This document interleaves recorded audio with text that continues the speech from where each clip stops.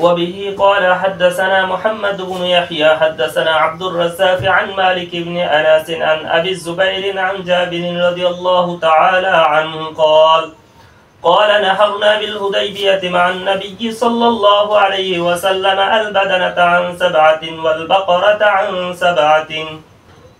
জাবির রাদিয়াল্লাহু তাআলা আনহু থেকে বর্ণিত, তিনি বলেন রাসূলুল্লাহ সাল্লাল্লাহু আলাইহি সাল্লাম বলেছেন, আমরা হুদাইবিয়া নামক স্থানে নবী করিম সাল্লাল্লাহু আলাইহি সাল্লামের সাথে একটি উট 7 জনের পক্ষ থেকে এবং একটি গরু 7 জনের পক্ষ থেকে কুরবানি করেছি।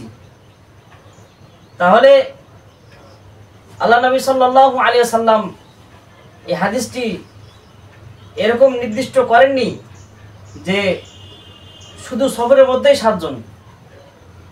আজকে বাংলাদেশ সহ সারা পৃথিবীতেই কিছু কিছু উলামায়ে কেরাম, অল্প সংখ্যক কিছু উলামায়ে কেরাম এটাকে নির্দিষ্ট করেছেন। অতএব অল্প কিছু উলামায়ে কেরামের কথা না শুনে যারা এই 7 জন মিলে কুরবানি দেওয়ার ব্যাপারে ঐকমত যে সমস্ত উলামায়ে কেরাম, তাদের উপর ভিত্তি করে আমরা 7 জন মিলে কুরবানি করতে পারবো, কোনো সমস্যা নাই। আর 7 জন মিলে কুরবানি দেওয়ার ক্ষেত্রে অথবা শরীকি কুরবানি সহি হওয়ার শর্ত 2টি। 1 নম্বর শর্ত হচ্ছে সকল অংশীদারের নিয়ত আল্লাহর নৈকট্য অর্জন হওয়া। 2 নম্বর শর্ত হচ্ছে একাংশে একাধিক লোক শরীক না হওয়া। তাহলে এই হাদিসটা ফুকাহ কেরামের নিকট এই হাদিসটির মাসআলা হচ্ছে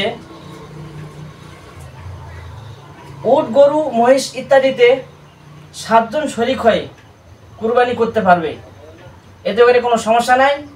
আল্লাহ পাক রব্বুল আলামিন আমাদেরকে উক্ত হাদিস বুঝে প্রত্যেক মুসলিম উম্মাহকে আমল করার তৌফিক দান করুক। আমিন।